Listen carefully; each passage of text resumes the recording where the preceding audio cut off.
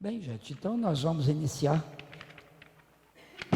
formulando votos de boa estada e aproveitamento e alegria interior, tranquilidade e decisões.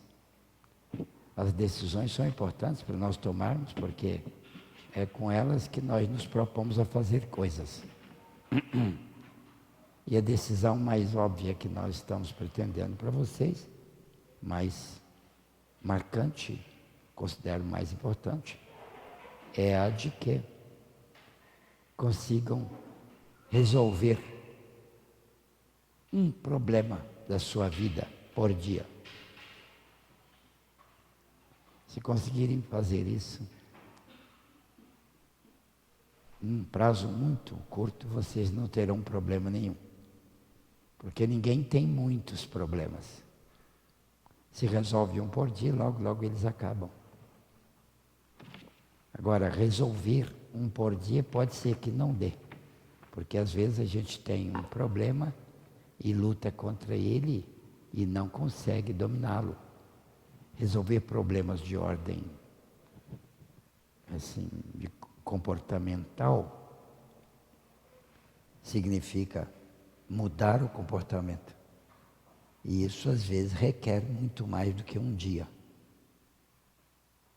Eu não resolvi num dia não, mas resolvi em 6 meses.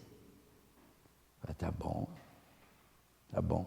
Agora o meu desejo era que fosse um dia. Porque a gente deseja idealmente, não é? Sabendo que as pessoas têm o direito de não conseguir. Eu desejo para mim mesmo dominar todos os problemas. Continuo desejando. Quanto mais eu desejar, mais luta farei, mais empenho dedicarei. Quanto mais desejar dominar problemas, mais me empenharei. E é tudo que a gente precisa. Se você tiver bastante empenho, mesmo que não consiga os êxitos esperados, a lei divina tem paciência com você. Espera. Ela espera o tempo justo. Porque no tempo justo até o fruto amadurece no talo. Não é? No tempo justo. Ninguém pode colher um fruto verde esperando que ele ofereça o sabor do fruto maduro. Então, a natureza pede que nós esperemos o tempo certo para o fruto. Esta mesma natureza espera que nós sejamos um fruto em amadurecimento. Para nós significando o domínio das nossas fraquezas, imperfeições, inconveniências de procedimento. Essas coisas são muito marcantes e arraigadas na nossa vida. A gente tem um defeito e agarra nele e não quer soltar de jeito nenhum. Não é que a gente não queira. A gente não sabe fazer as coisas competentes para ficar livre do defeito. Enquanto isso não acontece, a gente vai amargando com ele. E quanto mais os nossos defeitos nos fizerem padecer, mais depressa nós nos acomodaremos para o desejo de dominá-los. Lembrando que o desejo de dominar um defeito é o primeiro que deve chegar. A gente primeiro deseja, depois é que a gente se empenha. Porque você deseja aquilo que você sabe que é bom. Então você antes está aprendendo. Você, quando vai aprender, não sabe o que vai aprender. Se você soubesse, você já sabia, não precisava aprender. Então você vai aprender sem saber o que está aprendendo. Mas depois que aprendeu, você descobre que aquilo lá é uma boa sugestão. Aí é que vem o desejo de ser hábil para efetuar aquilo que o desejo precomina. E então, neste caso, a gente começa a se esforçar. Você esforça por causa do desejo. E o desejo acontece porque você aprendeu o que convém. Para começar a saber o que convém, a gente passa por um período de não desejo. Eu não desejo nada que eu não conheço. Quando eu estava para começar a ir à escola, minha pior tristeza era que a escola existisse. Porque se ela não existisse, eu não precisava ir lá. Então eu não queria ir de jeito nenhum. E de uma certa época em diante eu comecei a fazer contagem regressiva. Dia tal irei à escola, vai ser o dia fatal. Então eu comecei a 19, 18, 17, contando os dias negativos. No último dia é o miserável em que eu iria para a escola. Tudo porque eu não sabia o que a escola era. Se eu soubesse que lá eu ia aprender os triângulos e as elipses, eu não teria sofrido pelo desejo de não ir. Porque quando eu aprendi, descobri que aquilo era tão bom. Era tão bom. Descobri que uma reta tinha uma equação. Ou melhor, cada curva tinha uma equação. Equação da reta, equação da parábola, equação da elipse, equação da circunferência. Eu fui descobrindo que cada reta tinha uma equação. E aquilo me deu grande alegria. Ah, quem me dera que eu soubesse isso antes. Teria sido feliz desde lá. Finalmente eu construí um conceito de que o conhecimento da matemática é capaz de ser a maior alegria que o homem pode ter. Então, gente, vamos estudar um pouquinho de mediunidade, porque esta equação do conhecimento humano é muito útil para todos. Então vamos ver o que é que as questões nos reservam para hoje. Professor Rodrigues, no livro Nos Domínios da Mediunidade, André Luiz, com a psicografia do nosso querido Chico Xavier, diz que a mente é a base de todos os fenômenos mediúnicos e que não existe entendimento da mediunidade sem entender a personalidade do médium. Nós queríamos que o senhor explicasse essa junção, mediunidade, personalidade. Não quer quase nada. Mediunidade a personalidade. Neste livro do Chico Xavier, Nos Domínios da Mediunidade, que é um dos livros mais científicos de todos que o Chico Xavier psicografou pela inspiração do André Luiz. Neste livro, ele procura colocar a mediunidade como um fenômeno da natureza, um fenômeno não mítico, de mito, e nem místico de ligação com as mágicas e com as fantasias e com as exceções e com os atalhos e com os milagres. Ele procurou desmistificar a mediunidade. O livro todo é um libelo contra a mística do fenômeno mediúnico. E então nós temos naquele livro o ensejo de aprender que a mediunidade é um fenômeno científico. Obedece a regras justas, a leis evidentes, e não apenas a fenômenos derivados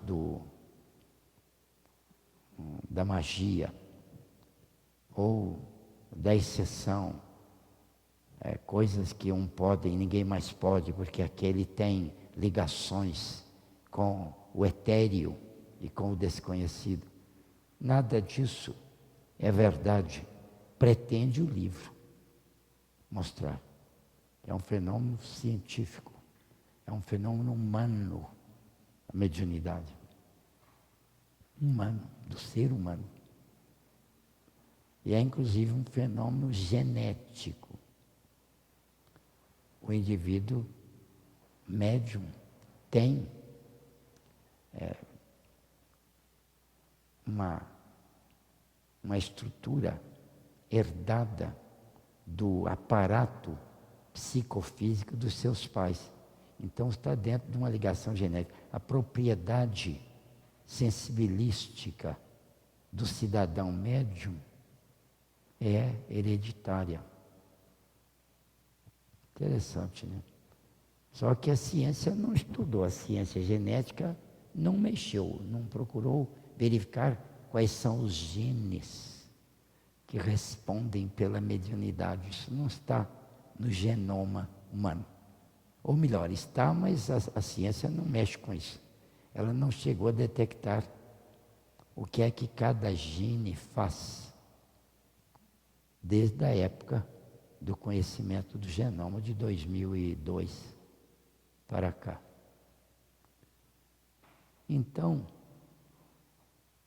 o fenômeno mediúnico não está desassociado do pensamento. É rigorosamente ligado ao pensamento, porque o que faz o homem o que mais demonstra que o homem está encarnado é o seu pensamento cerebral. Porque o espírito só pensa usando o cérebro quando está encarnado. Porque quando ele está desencarnado, ou até desdobrado, ele não pensa com o cérebro dele, ele pensa com a mente, que é o cérebro do perispírito.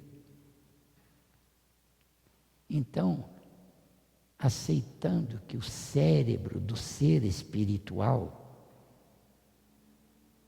que sempre está com o sujeito, mas pode não estar com o encarnado. O cérebro espiritual está com o espírito. Se o espírito sai do corpo, a mente, que é o cérebro espiritual, a mente não está mais no corpo, embora o cérebro esteja no corpo. O cérebro é a parte física, a mente é o cérebro lá do perispírito. Então, quando o espírito sai do corpo, ou por desdobramento ou por morte, ele leva o pensamento. Quer dizer que o pensamento não começa com o cérebro, ele começa com a mente. E então, quando o indivíduo está no corpo, ele está encarnado, ou seja, ele voltou do desdobramento, ele encarnou. Porque quando ele está desdobrado, ele desencarnou, saiu do corpo. Mas não morreu, não rompeu o laço. Quer dizer que o indivíduo pode desencarnar parcialmente e pode desencarnar totalmente. Quando ele desencarna totalmente, o corpo morre. Agora, quando ele desencarna parcialmente, o corpo dorme, o corpo apaga, o corpo entorpece. Mas o espírito não, ele está vivo fora do corpo, por causa da mente. Então, o que caracteriza a vida é o pensamento. O pensamento é a função mais característica do indivíduo vivo, encarnado ou desencarnado. O desencarnado pensa, então está vivo. O homem encarnado nota que o seu corpo funciona, porque o seu cérebro transmite pensamento. Então ele está vivo. A maioria das pessoas não pensa que o cérebro transmite pensamento. Pensa que o cérebro pensa. O cérebro não pensa, ele transmite pensamento. O pensamento vem da mente. Pois bem, então, na hora do fenômeno mediúnico, o fenômeno mediúnico, que é a manifestação inteligente do homem com ligação com espíritos desencarnados, essa manifestação é pelo pensamento. Então, todo fenômeno mediúnico tem um processo mental. Daí o André Luiz falar no livro que a mente está na base de todo fenômeno mediúnico. Porque todo fenômeno mediúnico envolve pensamento. Até a materialização do espírito envolve pensamento. André Luiz, no livro Missionário da Luz, fala isso, no finzinho do livro. Até a materialização envolve pensamento. Quer dizer que o pensamento do espírito, que é o sujeito, dono do corpo, o pensamento do homem, é que produz os fenômenos mediúnicos. Os fenômenos mediúnicos estão associados com o pensamento do homem. Então, quando o espírito vai conseguir que o homem faça alguma coisa por influência dele, espírito, ele vai agir no pensamento do médium. Porque a mente está na base de todos os fenômenos mediúnicos. Ora, como é que nós vamos separar o espírito comunicante do médium comunicado? Nós vamos separar pelo pensamento. Então, o espírito que chega para o fenômeno mediúnico, ele tem um pensamento. E o médium lá, que vai receber e aplicar e usar o fenômeno mediúnico, tem um outro pensamento. Porque tem um espírito lá. Pois bem, quer dizer que para o estudo adequado da mediunidade, que é o que fala ali a pergunta, para a compreensão do fenômeno mediúnico, é preciso de conhecer a personalidade do médium. Então, se alguém for estudar a mediunidade, vai ter que levar em conta a personalidade dos médiums. E o estudo da personalidade dos médiums começa com o isolamento de cada pessoa, de cada médium. Cada médium é um ser de personalidade absolutamente única. E sui generis. Cada pessoa tem a personalidade que ninguém tem igual. Porque o conjunto de experiências que aquela pessoa passou para adquirir aquela personalidade, ninguém passou igual. E se passou igual, não começou igual lá atrás. Então, digamos que a personalidade fosse assim, uma espécie de mistura. Mistura de algumas centenas de ingredientes. Ou talvez até mais do que centenas. Talvez alguns milhares de ingredientes para compor uma mistura final. Então, qual é a probabilidade de duas misturas neste mundo? Daquele tipo de mistura lá, qual é a probabilidade de duas misturas serem iguais? A probabilidade é infinitamente pequena. Então é praticamente inexistente. Ninguém é capaz de ter passado pelas milhares de experiências que cada um passou. Pega uma pessoa ao acaso e fala, você, para chegar a ser o que você pensa hoje, a sua personalidade, o extrato do que você passou por experiências imensas, inúmeras, não apenas nesta vida, mas em todas as vidas que você vem tendo. Então ninguém passou igual, logo a sua personalidade é única. Então quando você for apresentar um fenômeno mediúnico, o fenômeno que você apresentar, ninguém no mundo apresentará igual. Nós não estamos falando aqui do valor do que você faz como médium, não. Mas qualquer que seja a coisa que você faça, aquilo que você faz, ninguém faz daquele jeitinho. É diferente. Mesmo que 10 pessoas tenham o mesmo tipo de mediunidade, ou milhares de pessoas tem o mesmo tipo de mediunidade, ninguém apresenta fenômeno igualzinho ao outro, porque a personalidade é diferente. E a personalidade do médium, na hora do fenômeno mediúnico, combina com a personalidade do espírito comunicante. E aí forma uma mistura agora dos dois. O espírito já é uma personalidade complicada. O médium é uma outra personalidade complicada. Mas na hora que os dois se somam, a mistura dos dois é que vai dar o fenômeno mediúnico que vai sair resultante.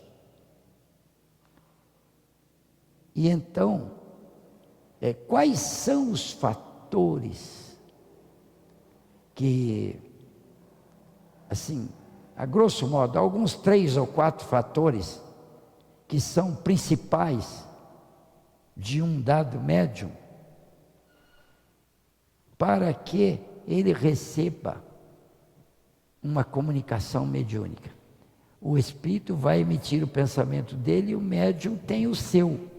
E os dois vão misturar. Então, nessa mistura, o que é que vai sair do lado de cá?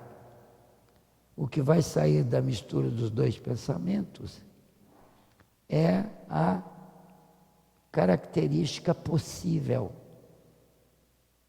E ninguém pode prever o que é que vai ser. Tem que experimentar e ver o que é que deu. Então, se alguém fala assim, você vai comunicar na Terra? Eu vou. Através de quem? Desse médium aqui. E o que é que você vai dizer para o povo lá? Fala, isto eu não posso saber. Eu sei o que é que eu vou imprimir no médium. Mas o que é que vai sair lá? Eu não posso dizer. Porque o médium agora vai misturar o meu pensamento com o dele e é o extrato que vai sair. Então, para se conhecer direitinho o processo fenomênico da mediunidade, é preciso estudar a personalidade do médium, que é o que o livro fala aí, não é? Diz.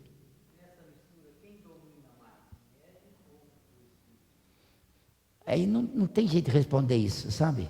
Porque depende de fatores. Porque se o pensamento do médium for muito passivo, aí o espírito tem um domínio amplo e ele pode imprimir o pensamento dele com um vigor, e o médium então transmitirá o espírito quase integral, ou com uma boa margem de realidade do espírito. No livro, nos domínios, no livro do André Luiz, chamado Missionários da Luz, tem uma garotinha, uma menininha, que ia andando com a mãe dela e o irmão dela para casa após saírem do centro. E lá no centro, o irmão da menina, que estava muito perturbado por um espírito, pretendeu ir desenvolver a mediunidade para sarar da perturbação do espírito. Coisa que é errada, é não indicada e não aceita na doutrina espírita. Não é o desenvolvimento da mediunidade que cura o sujeito. Isso é da doutrina espírita. Então lá no livro isso fica muito claro. O sujeito estava saindo do centro com a mãe dele, que foi de companhia, e a menininha, irmãzinha do rapaz, que foi também de companhia, porque igual muitas meninas que vêm aqui ao centro, vêm porque a mãe não tem como deixar e traz a criança. Então foi assim que aquela menina foi lá. E na saída do centro, o rapaz saiu alegre, bem, recebeu boas vibrações, recebeu boas energias e tal, né? Lá no centro. E ele foi tentar mediunidade lá, psicográfica. Andou rabiscando lá e tal, as coisas. E na saída ele estava energizado, bem influenciado pelas vibrações boas dos espíritos e dos médiuns. E na hora que ele saiu, como quase todo mundo sai do centro, com aquela alegria, com aquela euforia. E o André Luiz descreve um halo, assim, em volta da cabeça dele, assim, ó, uma irradiação da mente dele, assim, ó, sob a forma de um claro, assim, como se fosse um halo em volta da cabeça dele. Qualquer um é assim. Até aquele cara que estava perturbado, quando saiu do centro, estava assim. E na hora que ele saiu fora, do lado do portão, assim, para o lado de fora, lá na rua, do outro lado, 2 espíritos perturbadores estavam sentados na calçada, e na hora que o rapaz saiu, eles se levantaram e limparam. Falei, vamos, porque o nosso companheiro está vindo. Aí o sujeito saiu do centro, na hora que ele ganhou a calçada assim, os 2 atravessaram a rua e um pegou no braço dele de um lado e o outro pegou no braço dele do outro. Na hora que os 2 seguraram o rapaz, o halo da cabeça do rapaz fez, sumiu. E ele sentiu aquele mal. Aí ele falou para a mãe dele, está no livro, Missionários da Luz, logo no comecinho do livro. Aí o rapaz falou para a mãe dele assim, não sei porquê, mãe, eu venho assim, chego aqui, estou lá dentro do centro, estou bem, saio bem, aquele bem-estar, aquela coisa gostosa. Na hora que eu vou saindo aqui fora, eu não sei porquê, que eu sinto um mal, perco aquela alegria, aquela... Bom, ele não sabe porquê, mas nós sabemos, né? Porque nós lemos o livro, lá fala que os 2 espíritos seguraram o cara e tiraram, né? Captaram a vibração, as energias dele. E ele sentiu mal, porque captou as energias do espírito. Então, a mãe dele falou assim, pois é, mas e aí, como é que a gente pode fazer sobre isso? Aí o rapaz falou assim, é por causa disso que eu estou tentando desenvolver a mediunidade. Está escrito desse jeitinho no livro. É por causa disso que eu estou tentando desenvolver a minha mediunidade. Eu estava lendo e pensei assim, quase todo mundo que vem ao centro é assim. Vem por causa disso, para desenvolver a mediunidade. Até tem gente que fala, vai lá desenvolver a mediunidade que você melhora. Não é isso que a doutrina espírita fala. Mas o povão fala que é, né? Vai lá desenvolver a mediunidade que você sabe. E no centro a gente sabe que não é assim. Mas também não fala para o cara, ó, você não tem que vir aqui desenvolver mediunidade nenhuma, rapaz. O que é isso? Você não fala isso. Ele fala, eu vim desenvolver mediunidade. A gente fala assim, perfeitamente. Você vem. Vamos fazer o seguinte, mediunidade é quinta-feira, é terça-feira. Mas, por enquanto, você vem na quinta, aqui no centro. Né? Porque nós vamos tratar dele primeiro, porque desenvolver a mediunidade é lá adiante. Mexer na mediunidade dele não é agora. Agora ele precisa de tratamento. Bem, isso nós fazemos aqui no centro, porque é a instrução nossa aqui. Mas, lá no livro está escrito, aliás é dos livros que a gente tirou a instrução que a gente segue no centro. Né? Lá no livro está escrito assim, bom, vamos fazer uma pausinha para um parágrafo diferente. Vamos deixar o rapaz e a irmãzinha dele e a mãe dele na calçada com os dois espíritos e vamos voltar uns momentos antes, lá no centro. Estava o instrutor Alexandre e o André Luiz, que o acompanhava para fazer estudos mediúnicos, estava fazendo o estágio. O livro todo, o André Luiz descreve coisas que ele aprendeu acompanhando o instrutor Alexandre, nas diferentes andanças. O livro todo é assim. Então, o André Luiz estava perguntando sobre o fenômeno mediúnico para o Alexandre, e o Alexandre falou assim, vamos acompanhar esse rapaz aqui na hora que ele sair, que você vai aprender umas 2 ou 3 lições. Então, na hora que o rapaz saiu do centro, o Alexandre e o André Luiz acompanharam de perto, vieram logo atrás deles dois, dele, da mãe dele e da irmã. E viram os 2 espíritos atracar no rapaz, e o rapaz perder o halo de satisfação que ele estava, e ouviram a conversa, e na hora que o rapaz falou esta frase, é por causa disso que eu estou tentando desenvolver a mediunidade. O instrutor Alexandre falou para o André, vamos ajudar esse nosso irmão através da mediunidade. E pôs a destra, que é a mão direita, destra, na testa da menina, da garotinha. Eu estou contando essa história toda para dizer a resposta da pergunta que ele fez. Ele perguntou se o espírito pode imprimir mais ou imprimir menos. Ou depende, quem pode mais, o médium ou o espírito, naquela mistura lá.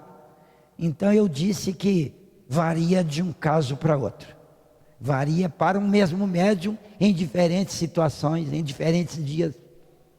Então eu estou dando um exemplo em que um instrutor é capaz de imprimir fortemente num médium frágil, num médium passivo.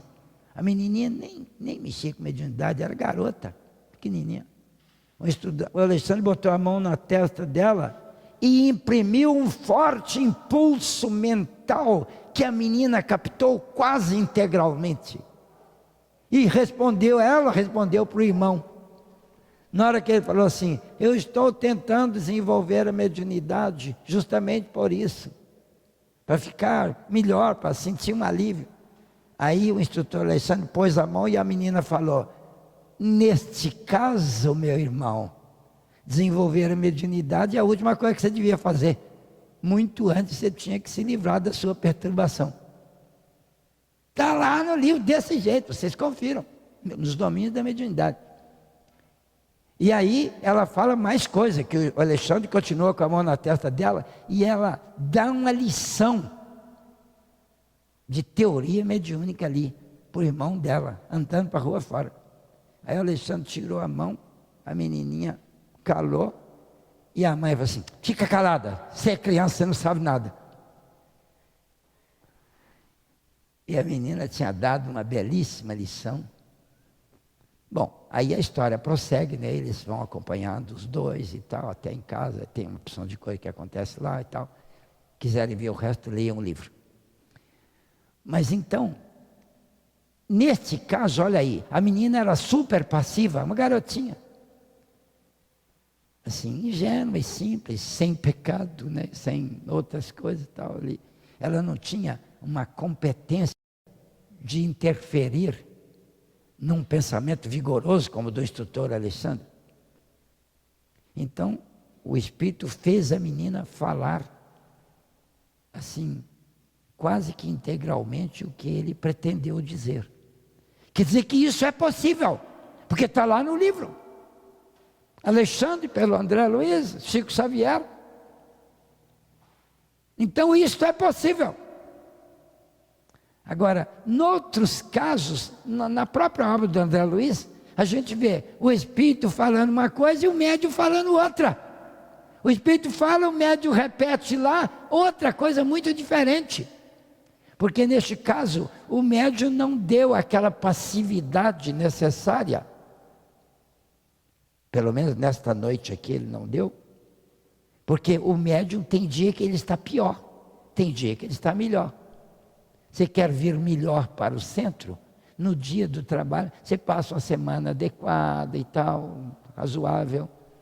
Né? No dia do trabalho, você faz um preparo bem feito, evitando tempestades emocionais e coisas assim. Faz um preparo com uma leitura, com reflexão, com descanso adequado e tal, e vem para o centro. Neste caso, você está apresentando ao fenômeno mediúnico a sua melhor condição dentro da sua personalidade. Quer dizer que no dia que você está cansado, teve uma tristeza de dia, teve uma discussão com alguém, teve não sei o que e tal, e de noite você vem, chega aqui, quer dizer, neste dia você não está no seu melhor. Você está até num dia ruim, mentalmente, para o fenômeno mediúnico. Então, neste caso, na hora, olha aí, a sua personalidade que muda, né? Olha a personalidade do médium, como interfere no fenômeno. O mesmo médium, em situações diferentes, ele pode estar mais apto ou menos apto para o fenômeno que ele tem um conhecimento razoável para produzir. Então, essa coisa de preparar-se para o trabalho mediúnico não é uma brincadeira, não é um negócio que espíritos inventaram, é uma necessidade real, é adequar a personalidade para a feitura mais adequada do fenômeno mediúnico que depende intensamente do médium. Porque, conforme a imagem que eu usei ainda há pouco, é como se o fenômeno mediúnico fosse uma mistura da personalidade do espírito com a personalidade do médium. O espírito dá o que ele tem, o que ele pode, na dependência da personalidade dele. O médium recebe no que ele pode, do jeito que ele pode, na dependência da sua personalidade de hoje, dele. Porque se for um outro dia, pode ser que ele esteja melhor do que hoje.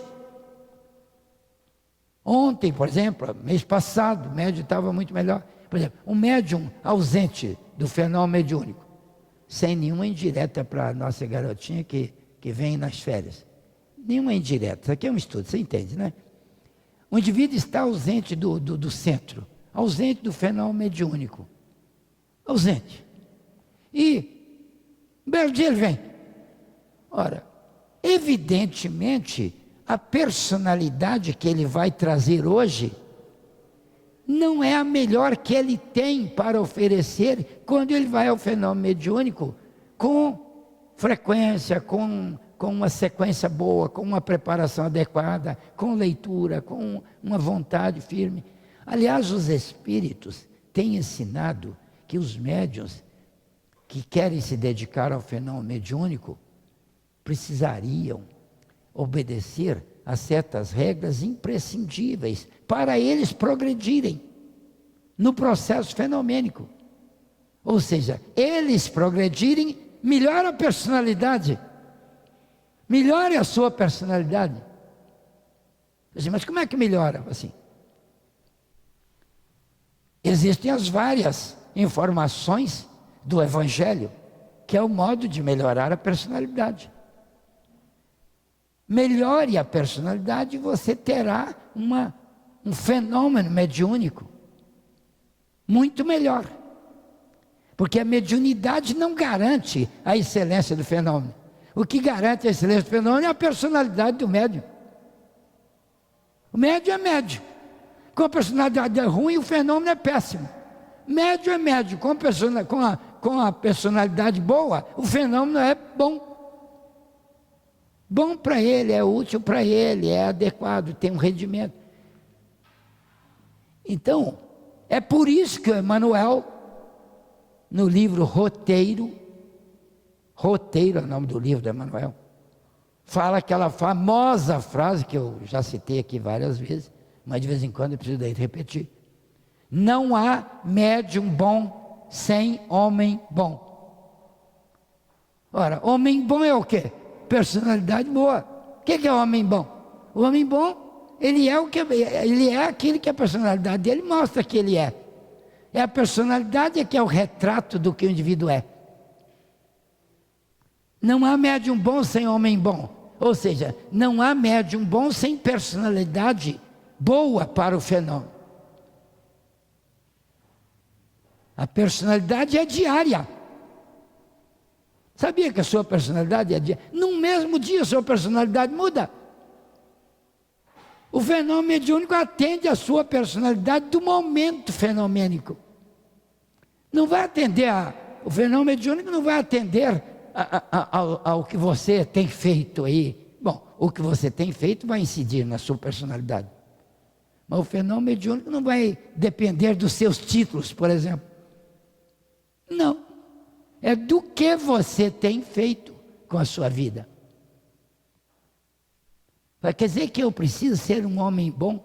É. Para médium bom, é. E como é que eu faço para ser homem bom? Ora, pergunta isso para mim não. Pergunta para o Evangelho.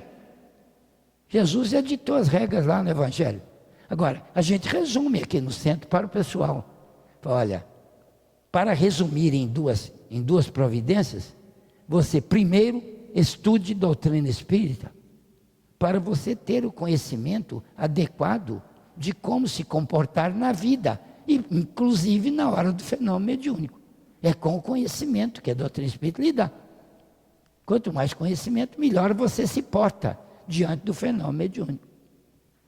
Isso é lei universal, né? Com conhecimento, melhor você se porta em qualquer coisa que você fizer na vida. Quanto mais conhecimento, melhor você será. Ou seja, seja homem bom e você vai bem em tudo quanto é coisa da sua vida. Inclusive na mediunidade. Agora, as duas regras então são: estude o máximo que você puder. E trabalhe na caridade. Se você quer mexer com mediunidade, mexa com a caridade primeiro. Comece a estudar, filie-se a um grupo de estudo no centro, ligue-se a uma frente assistencial e depois disso você vai mexer com mediunidade. Essa é a instrução dos espíritos. Porque é com esses dois fatores aí é que você vai conseguindo se adequar para uma personalidade melhor, como ser humano. Porque a finalidade de você ter nascido foi justamente ser um sujeito melhor. Ter uma personalidade melhor, ou seja, ser um homem bom. quanto mais homem bom você for, melhor você se ouve durante a sua existência terrestre. E eu não sou político, né? Eu, quando falo homem, eu não falo homem e mulher. Não, todo mundo entende que quando a gente fala homem, está falando do ser humano. Não precisa falar homem e mulher. Política é que fala isso. Prezados senadores, prezadas senadoras. Não precisava disso. Sabe a língua portuguesa? A língua portuguesa generaliza no masculino. Não é demérito para a mulher. É a regra da gramática. Mulher pode ser muito mais valiosa e importante que o homem.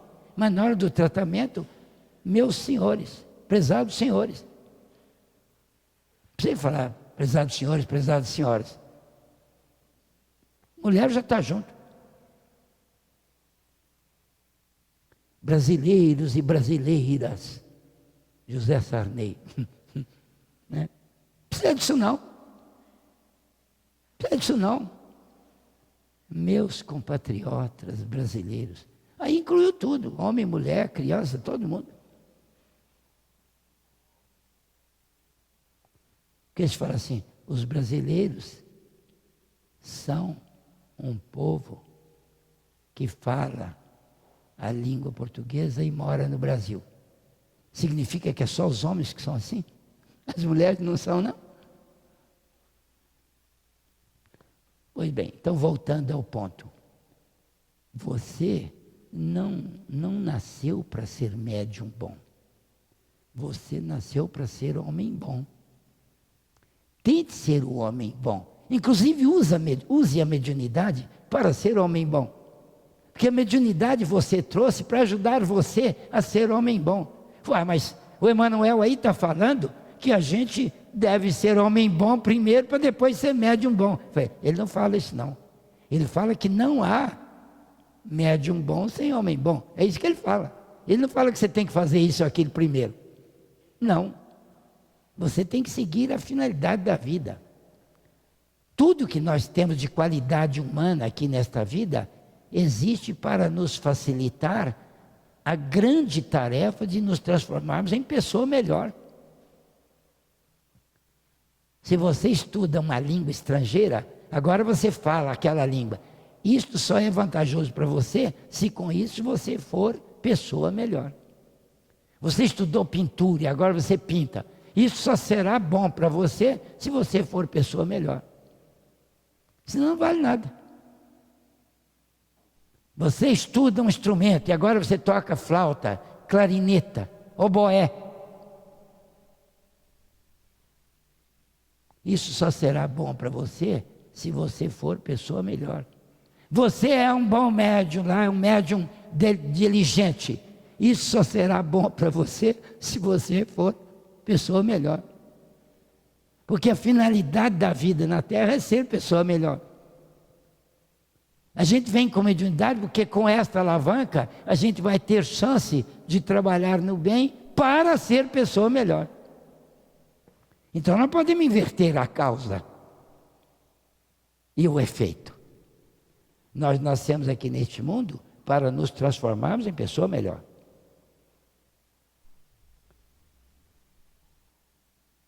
Assim, mas eu queria ser bom médium lá no centro. Ótimo médium. Para quê? Para que você quer ser ótimo médium lá? Para exibir para os outros? Jogar na cara deles que você é bom e eles não são? Porque o orgulho é um negócio bacana demais. A gente gosta de ser melhor do que os outros. É para isso. Vai nessa para você ver. Você desencarna, você é a pessoa pior. Caprichou no orgulho. Foi médio, usou a mediunidade para ser melhor do que os outros. Ou seja, fracassou completamente. Você não é homem bom.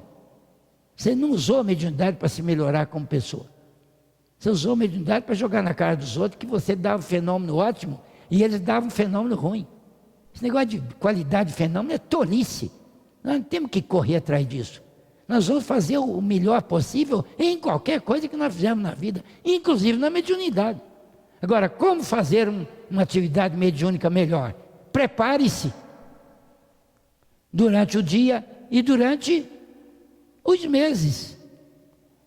Estude bastante e pratique caridade. Você não vai virar santo mesmo, mas irá se abrandando um pouco, vai ser melhor do que você vinha sendo. Agora, você na mediunidade vai apresentar um resultado mais adequado, não na produção de fenômeno ótimo, mas na produção de utilidade. Eu conheço gente que frequenta centro espírita, sessão mediúnica, há muitos anos e nunca recebeu um espírito. Não tem esse tipo de mediunidade, mas está lá. E toda sessão ela senta lá e vibra a favor de todo mundo que está lá. Caladinha, não recebe, não fala nada. Eu estou para ver uma pessoa que teve mais lucro e mais utilidade com a mediunidade do que esta pessoa. Porque o lucro é o lucro espiritual que ela colhe por tentar estar fazendo a coisa ótima, que é ajudar os outros. Ela está lá caladinha, vibrando, ajudando. Está fazendo tudo que era bom para ela. Ah, mas isso é porque ela não tem mediunidade. Se tiver a mediunidade, use a mediunidade do jeito que você tem para ser útil, não para ser mais bonito, mais bacana ou melhor do que o seu colega. Porque se for isso, você está fracassando. Ou seja, a mediunidade depende da personalidade do médium. Então o que você tem que fazer o tempo todo é melhorar a personalidade. Todo dia. Todo dia. Por isso que eu estava brincando com vocês aqui, falando que a melhor coisa que você pode fazer é tentar vencer um problema por dia. Um dos seus problemas, uma das suas dificuldades, um dos seus defeitos. Se não conseguir num dia, tente em 2. Se não conseguir 2, tente em 30, 40, 80, 200, 500. Mas tente lutar contra o raio do problema conscientemente, poxa. Porque aí você vai crescendo naquilo que é útil para os outros e para você. Porque só é bom para você se primeiro for bom para os outros.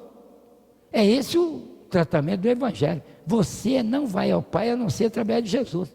Ou seja, você não atingirá a felicidade sem passar pelo esforço de servir a outra pessoa.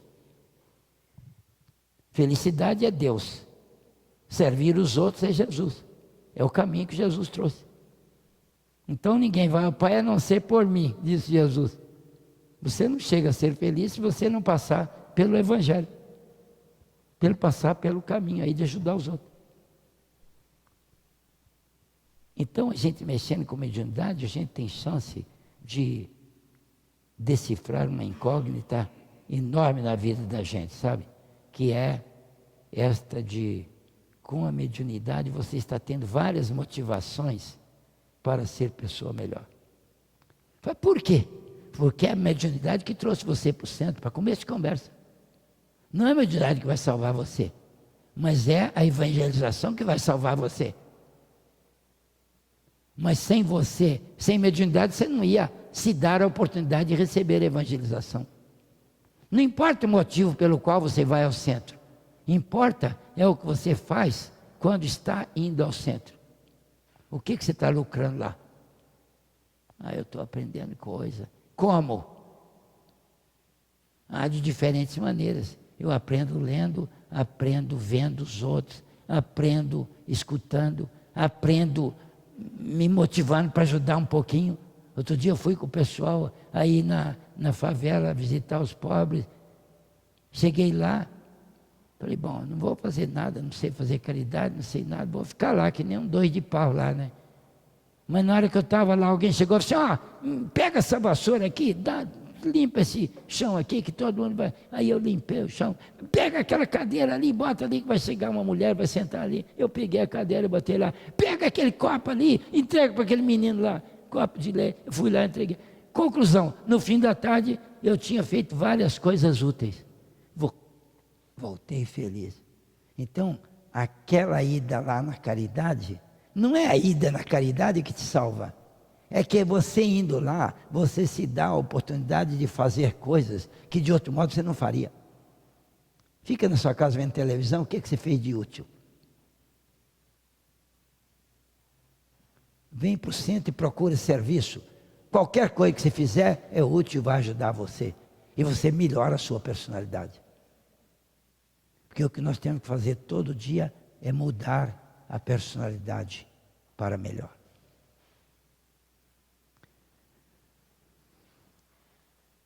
Acho que era este o extrato da pergunta que você fez, né? Que está aí no livro.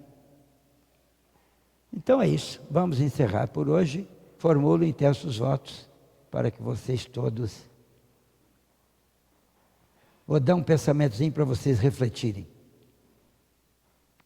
Tente não contar coisas tristes para as pessoas. Porque às vezes acontece problema com você, você fica doido para contar, né? Não conte. Porque quando você planta uma tristeza no outro, você fez mal à pessoa. Vamos refletir nisso? É isso, vamos com Deus.